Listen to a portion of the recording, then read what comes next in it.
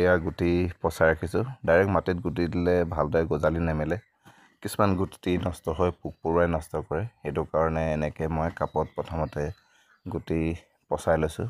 ইয়াৰ পৰা যিখিনি পুলি হয় পুলিবোৰ ভালদৰে ৰুলে মানে মাটিত তেতিয়া ধুনীয়াকৈ বাঢ়ি আহে। জিকা আৰু ভোলৰ গুটি পচাইছোঁ, লগতে তিতা কেৰেলাৰ গুটিও কেইটামান দিছোঁ দেৰিকৈ। আৰু এইফালে দাংবডি গুটিও এনেকৈ পচাই লৈছোঁ। এনেদৰে কৰি ল'লে মানে তেতিয়া একো অনিষ্ট নহয় আৰু প্ৰত্যেকটো পুলি ধুনীয়াকৈ বাঢ়ি আহে আৰু গছজোপা ধুনীয়া হয়। আৰু এয়া মই ভেন্দি গছ লগাইছিলোঁ, যিখিনি এতিয়া বাঢ়ি আহিছে। আৰু এয়া চব ভেন্দি খুব ধুনীয়াকৈ ফুলিছে আৰু ভেন্দি ধুনীয়াকৈ লাগিছেও। ইয়াত যথেষ্টখিনি এতিয়া ভেন্দি লগা আৰম্ভ হৈছে। আৰু এইফালে লাওৰ চাং এখন আছে, ইয়াতো লাও গছ কেইজোপামান দিয়া আছে। দাংবডি, এইফালে দাংবডিও জেং চেং দি ৰাখিছোঁ। এইখিনি দাংবডিখিনি খুব লহপহকৈ বাঢ়ি আহিছে। বৰ্তমানলৈকে ফুলা নাই, এইখিনিও হয়তো ফুলাৰ আৰম্ভ কৰিব। আৰু জেং হিচাপে গছৰ ডাল চালেই দিছোঁ। আৰু জিকা গুটি প্ৰায় মই 20টামান দিছিলোঁ, এই মাটিতে পুতি দিছিলোঁ।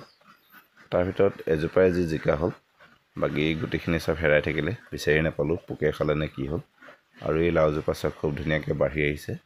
আৰু ইয়াতে সৰুকৈ এখন হেন্দালি বনাই দিছোঁ আৰু গছৰ ডাল চাল দিয়ে কৰিছোঁ। আৰু সেইফালে কুঁহিয়াৰখিনিও পূৰা ঘনকৈ।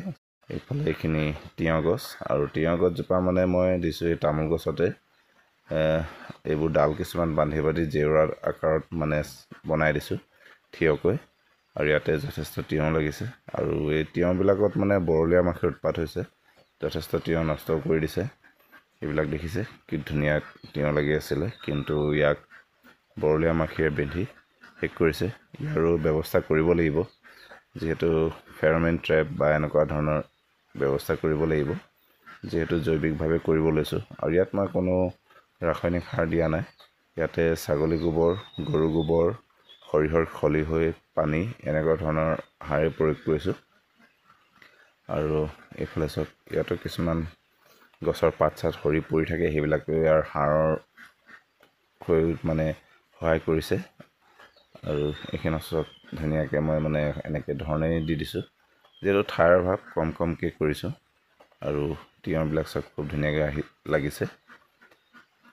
এনেধৰণে কৰিছোঁ তিয়ঁহ। আৰু যথেষ্টখিনি ফুলো ফুলি আছে।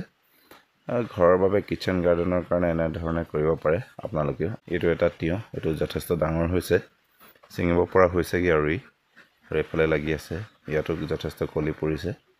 আৰু এইবিলাক গুটি মই মানে আমাৰ ইয়াৰ লোকেল যিবোৰ দোকান আছে দোকানবিলাকৰ পৰা আনিছিলোঁ। 20 টকা পেকেট লৈছিলে।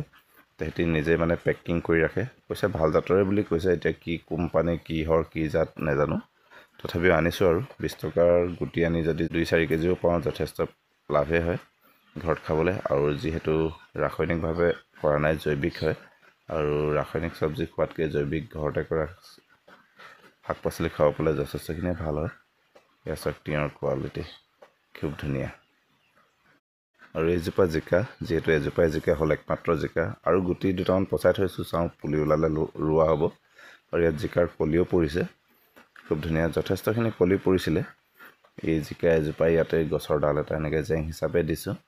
আৰু ইয়াত কিছুমান কলি কি হয়, এনেকৈ সৰুতে এনেকৈ হালধীয়া হৈ নষ্ট হৈ গৈছে। যথেষ্ট কলি এনেকৈ নষ্ট হৈ গ'ল প্ৰথমতে লগাখিনি, এতিয়াও 2-4টা নষ্ট হৈয়ে আছে।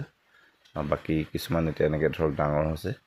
ইয়াতো বৰলীয়া মাখিৰ উৎপাতেই হৈছে, 2-এটা বিন্ধিছেও, সেই ধৰণেও নষ্ট কৰিছে। আৰু এইবিলাক চব যথেষ্টখিনি কলি পৰিছে, ফুলো ফুলিছে।